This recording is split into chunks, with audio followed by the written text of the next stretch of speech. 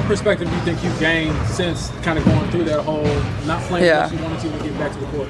Yeah, well, I was talking to Steph a little bit, and I'm the person that doesn't want to sit out a single rep. Like, I want to be in there every single time. Like, I just love competing and I love playing, and none of that has changed, but I think just like being a little bit smarter with my body and understanding what it takes. And I think especially like through camp days, like these days are really long. Like, you're 100% cleared, 100% ready to go. But here's what's different this time around. Caitlin Clark just said something that should make every Fever fan both excited and nervous. She's talking about sitting out reps. The player who never wanted to miss a single possession is now embracing rest. So what changed between last season's playoff run and right now? Touching a little bit about like the reps getting in practice and leading up to the season. Have you had those conversations about when to kind of dial it back throughout camp, especially going to 44 games? I mean, we got 16 players here, I'm pretty sure. So, you know, there's going to be a lot of opportunities, especially for the younger people. I know I'm only 24, but, you know, I wanted to be in every single rep. So I think whether I'm in every single rep or I'm, you know, sitting a rep out, like just being on the sidelines, helping them the best I can. There it is. 16 players on the roster means opportunities for rotation. But let's be real about what happened last season. Caitlin Clark averaged 35.3 minutes per game. Kelsey Mitchell hit 33.8. Aaliyah Boston logged 32.1. Those aren't rotation numbers. Those are desperation numbers. And Kelsey Mitchell said it herself after the season ended. She felt overused. The body doesn't lie. And by September, you could see the fatigue in every fourth quarter performance. I'm skipping around a little bit. She answered like 2 questions before this, but I did want to dial in on how she feels about her body, because that's been a big question, a big discussion going on, right? A lot of discourse about her being 100%. She's 100%, as she stated. She feels great. She's ready to go, but she's being smarter with her body. I like that notion. I like how she's thinking about her body right now, right? I like how she's like, look, I don't have to go 110. I don't need all the reps. I can get what I need, and then I could just rest and be a vocal. Pay attention to what she just revealed. She's been talking to Steph Curry about managing workload. That's not a casual conversation. That's seeking advice from someone who's mastered longevity in a league that chews up bodies. The mental block she mentioned? That's real. I've seen it destroy careers. You get injured, you come back, and suddenly you're hesitating on cuts you used to make without thinking. Your brain remembers the pain even when your body is healed. The fact that she's acknowledging this publicly means the Fever's medical staff is doing something right. Leader. Can you share some of the tweaks of kind of your prep to kind of get ready physically for the season? So trying to, you know, eliminate some of the stuff that kind of happened last year. I mean, very intentional about the things that I'm trying to do. I think as a young person, you just grab your basketball shoes and you're like, oh, like, let's just get up on the court. And here's where it gets interesting. Targeted muscle activation, pre-court treatment protocols, daily sessions with the athletic trainer who traveled to every USA basketball event. This isn't the same preparation we saw in April 2024 when Clark showed up for her rookie season. That version was grabbing her shoes and hitting the court. This version has a dedicated trainer working holidays to keep her body right. The Fever learned an expensive lesson last year. You can't run your franchise player into the ground for 40 games and expect her to be effective in the playoffs. Caitlin mentioned that she's 100% healthy, no restrictions, but how do you, I guess, help prepare, or maybe do you change anything about this preparation going into the longest season in W history? I think the biggest thing is just making sure that we're mindful of you know, this is day one. She doesn't have to be out there every rep. Just being mindful of reps. I think every year that she gets older too, she understands, you know, the cadence is a little bit different. You know, it's not like she has any to go out there and go through everything. I think with her, with Kelsey, with AB, with all of them, just be mindful of getting them in and out. And we need to get other people integrated anyway, so I think it'll give us a good opportunity. Now listen to Stephanie White's approach. She's talking about being mindful of reps on day 1 of training camp, not week 3. Not when someone's already showing signs of wear. Day 1, and she specifically mentioned Caitlin, Kelsey, and Aaliyah Boston, the 3 players who carried the heaviest load last season. White coached this league for years. She knows what happens when you burn out your core by February. The Liberty won the championship last year with a legitimate 8-player rotation. The Fever tried to win with 5 and a prayer. Is there an approach change with Kelsey this year after she said last year was an overused thing she felt like at the end of the season? Yeah, I mean, you know, numbers matter. You know, certainly having depth. You know, and hopefully we can keep our depth. You know, in a perfect world, she's not playing that many minutes. You know, none of our starters are playing that many minutes. And we just were in a situation where we had to. But here's the problem nobody wants to talk about. White keeps saying, in a perfect world, their starters aren't playing heavy minutes. That phrase, in a perfect world, is doing a lot of heavy lifting. Because the world isn't perfect, and the Fever's depth chart has some serious question marks. They've got bodies at guard. Lexi Hull, Damiris Dantas can slide over. They're working with what they have. But look at that front court rotation behind Boston and Nalissa Smith. Who's the legitimate backup center if Boston needs a breather? So basically, you got Passat over here. You got Ravens going to get this ball, throw it to the side. Check out Passat, man. Check out Passat. Ready for that corner knockdown. Ooh, come on, man. Come on, man. This is what we need, baby. This is what we need. Come on, man. We have some defensive footage going on here.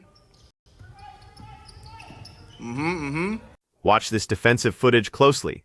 You can hear the communication, hedging, recovering, calling out screens. That was the biggest issue last season. Defensive breakdowns that came from exhaustion and poor communication. When you're playing 35 minutes a night, your voice gets tired along with your legs. These training camp clips show players talking constantly, switching assignments cleanly, helping and recovering with purpose. That's coaching. That's Stephanie White installing a system instead of relying on individual talent to figure it out on the fly.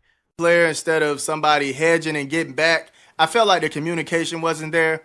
What I'm hearing in this footage and the last footage and a couple of these clips, they're communicating. I like that. So hopefully that stays and, you know, they communicate during the season. We have a couple of more here. Okay, Caitlin getting around. Let's go, baby. Let's go, baby. It's go time, man. Let's get it. Let's get it. The energy in that building is different. You can feel it in how they're moving through drills, how they're responding to each other. Caitlin Clark looks loose, not tentative, not protecting anything, just playing basketball. That mental hurdle she talked about, she's already cleared it. The question now becomes whether Stephanie White has the discipline to stick to her rotation plan when the games start mattering, because it's easy to talk about load management in May. It's a lot harder to sit your best player in a tight game in July when playoff seeding is on the line. So let's talk about what this actually means for the Fever's championship window.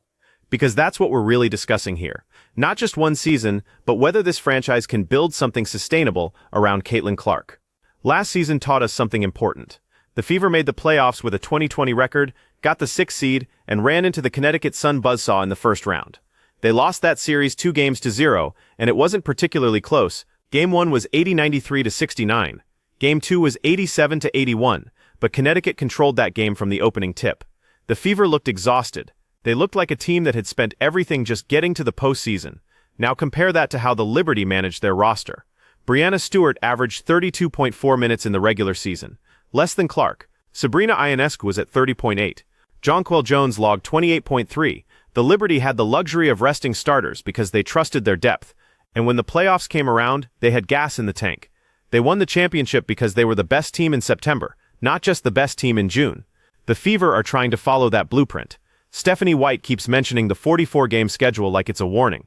Last year was 40 games.